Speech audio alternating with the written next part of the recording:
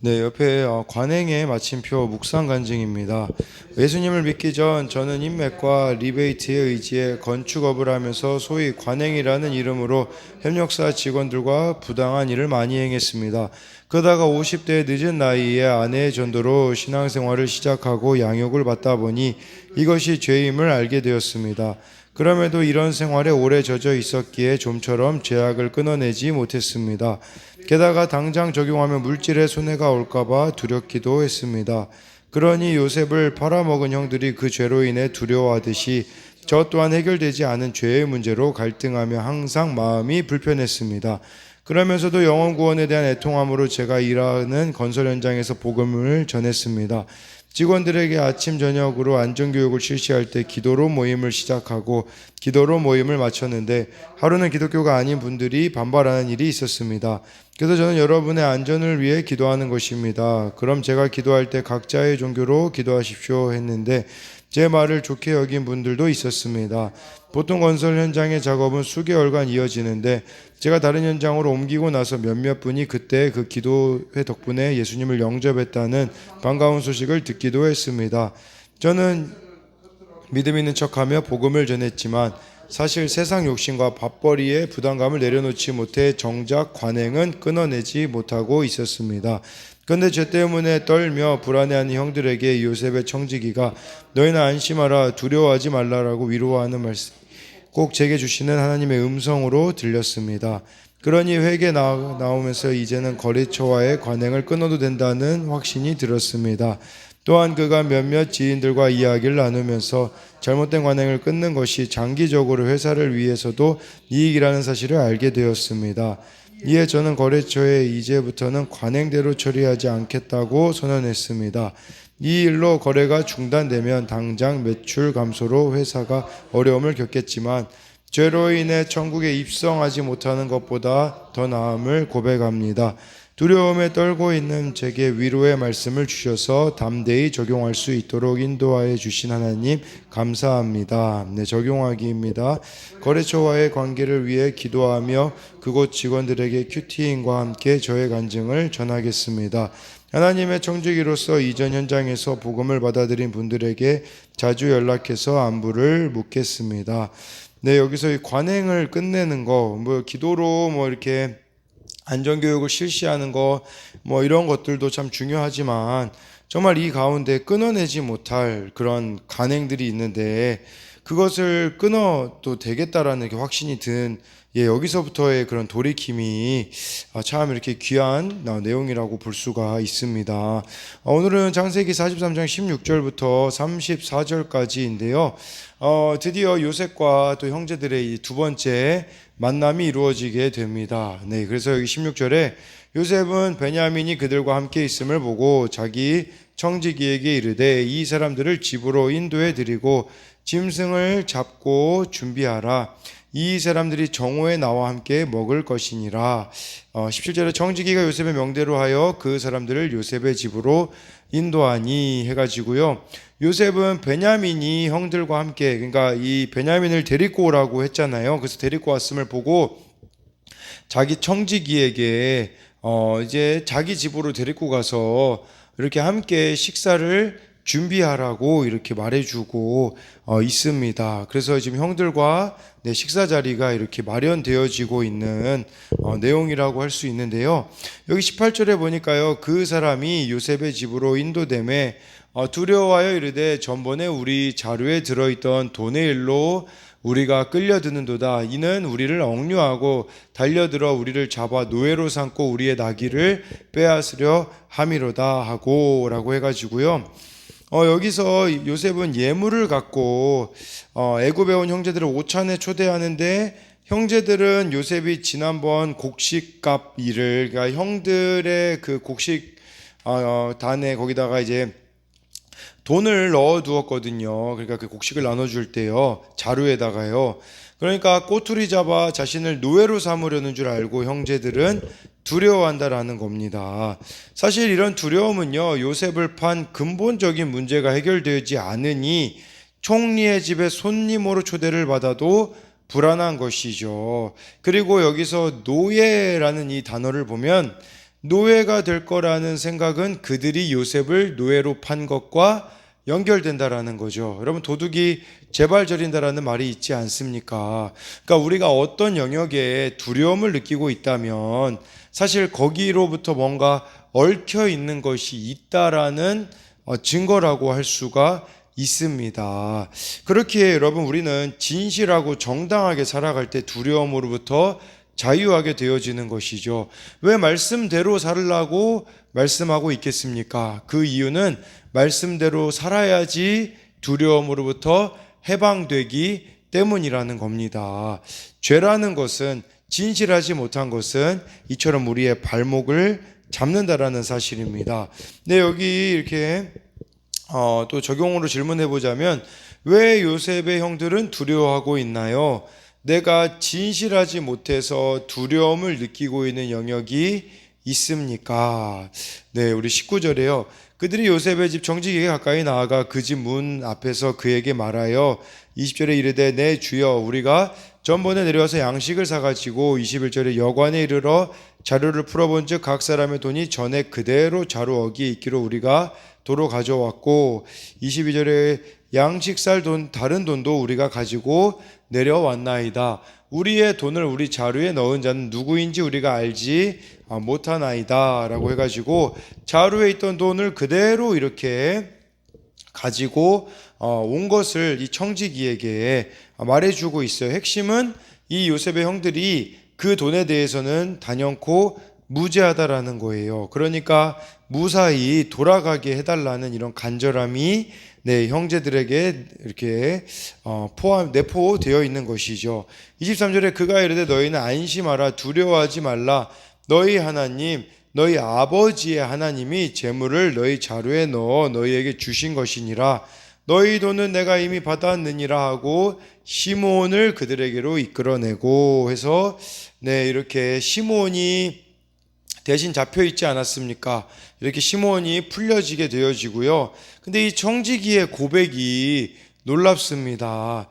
안심하라 두려워하지 말라 너의 하나님 너희 아버지의 하나님이 라고 이렇게 말해주고 있는 것이죠. 근데 여기서 여러분 안심하라라는 말이 평안하라 샬롬이 있어요. 샬롬이거든요. 샬롬. 그러니까 이게 히브리어로요.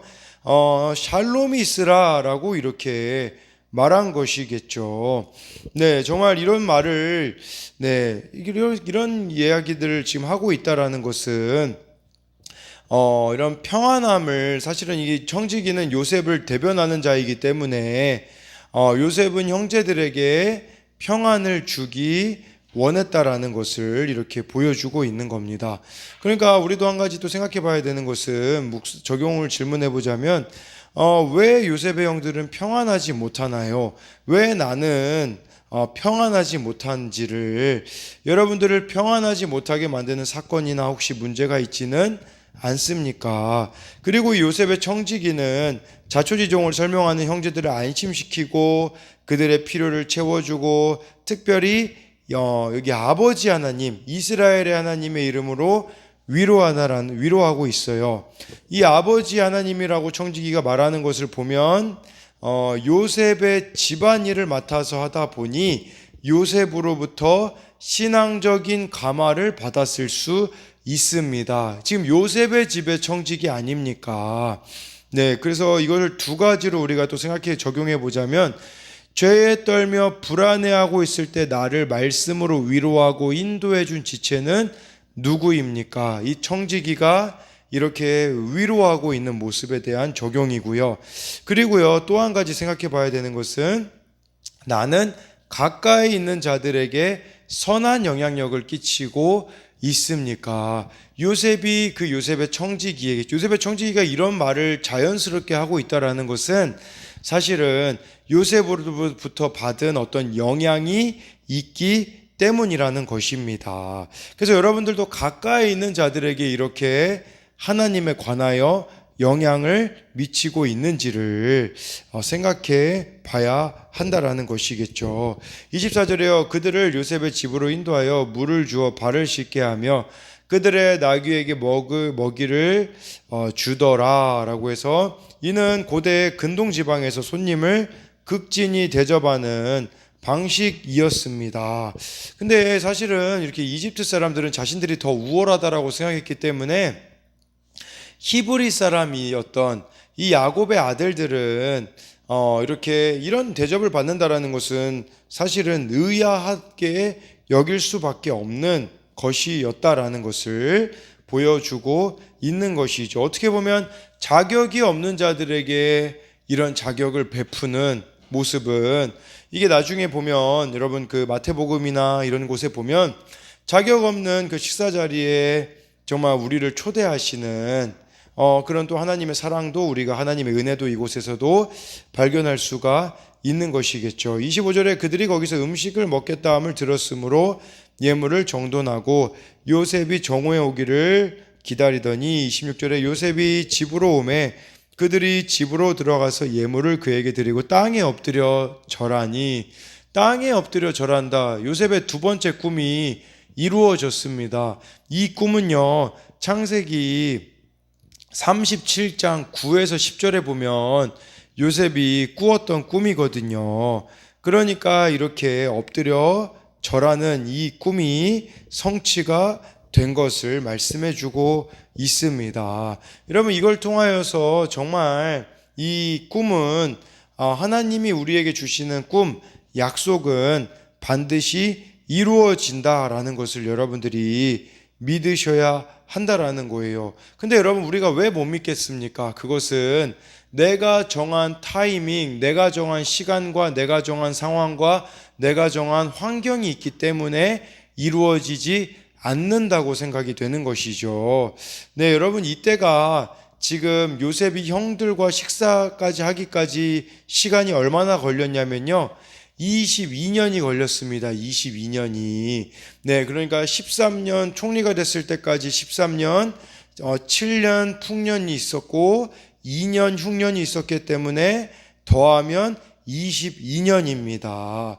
여러분, 우리 생각에는 더디고 이루어지지 않을 것과 같은 그런 구원의 역사도 반드시 이루어진다라는 사실을 여러분들이 믿으셔야 하는 것이겠죠.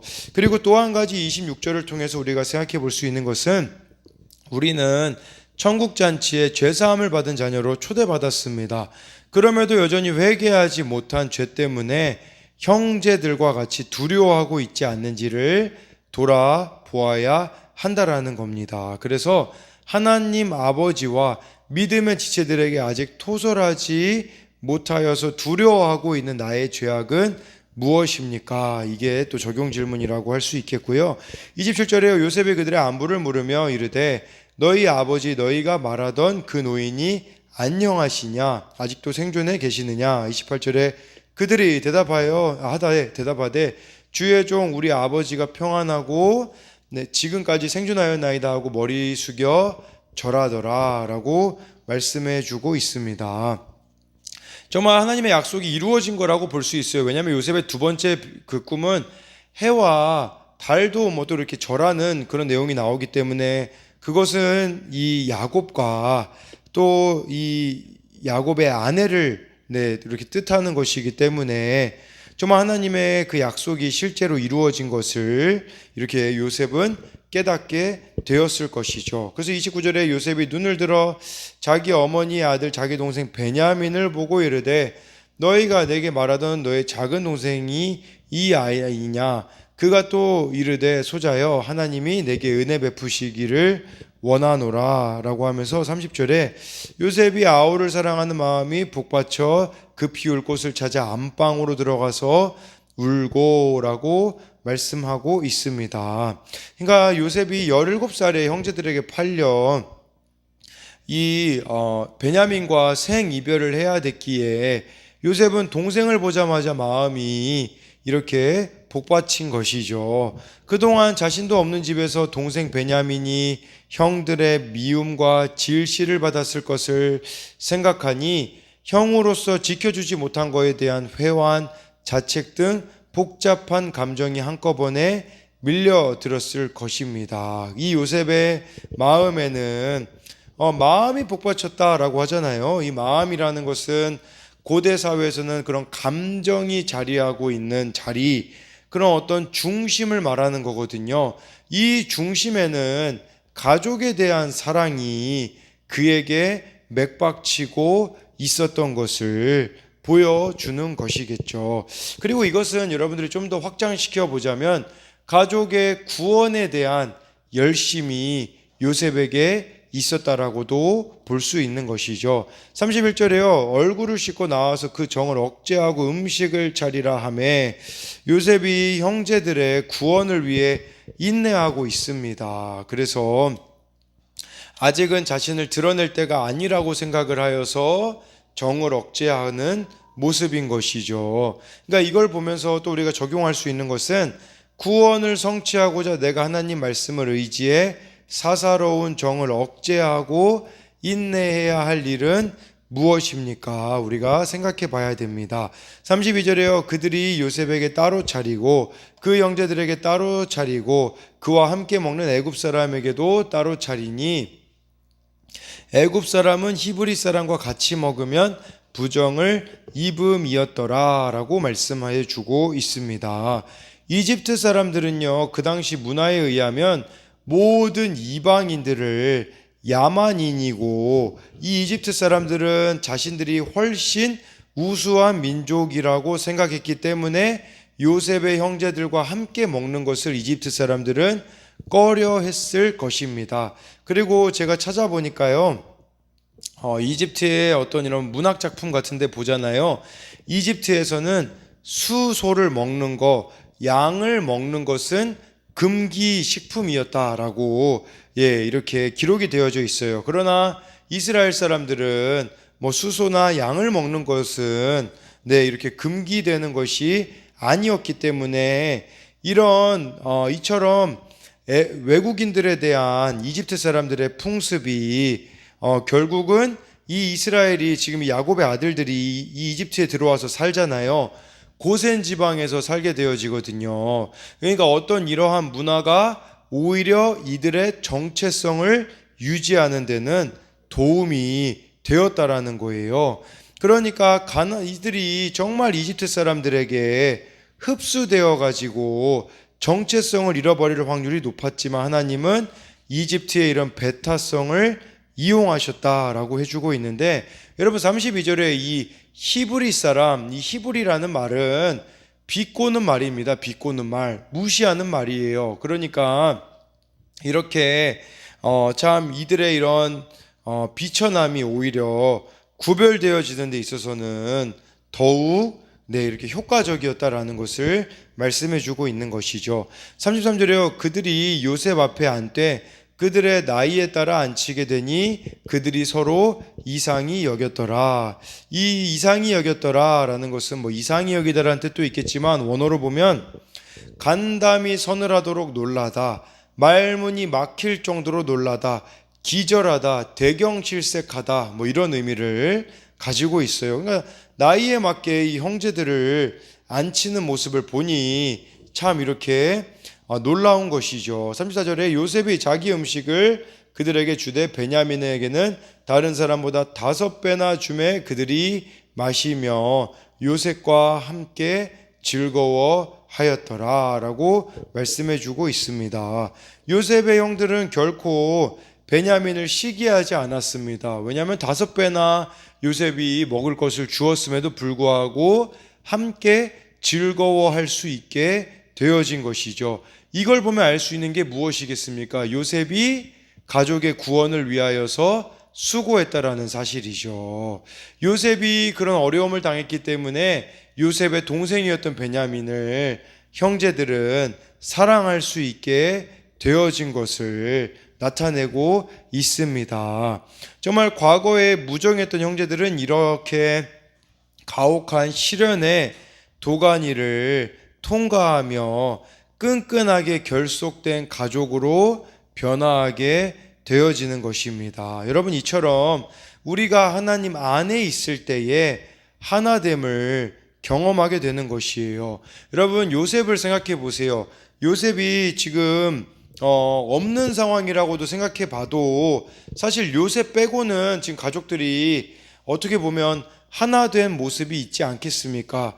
그러나 요셉이 이 가혹한 시련 때문에 하나님에 대해서 원망하고 형제들에 대하여서 원망하였더라면 진정한 의미에서의 하나됨은 경험할 수가 없었을 것입니다. 그런데 중요한 것은 요셉이 그 노예로 잡혀가고 감옥에 있게 되어지고 심지어 총리의 자리에 있을 때조차도 하나님 안에 있었기에 이 가족이 하나 되어지고 이 어려운 가운데 이집트로 오게 되어지는 일들이 벌어지게 되는 것이죠. 정말 여러분들의 가정이 하나 되고 싶습니까? 여러분 주변 사람들이 정말 하나님께로 돌아와 이 하나됨을 경험하고 싶으십니까? 그렇다면 여러분들이 아무리 힘들다고 할지라도 그 가운데에 하나님 안에 있어야 지금 22년 만에 이 일들이 이루어지는 것을 보며 오랜 세월이 걸릴지 모릅니다. 그러나 그 가운데 끊임없이 여러분들이 하나님 안에 거하려고 할 때에 반드시 여러분들의 가정과 여러분들의 주변에 있는 사람들이 다 하나님께 돌아와 하나 되어지는 역사가 일어나기를 소망합니다.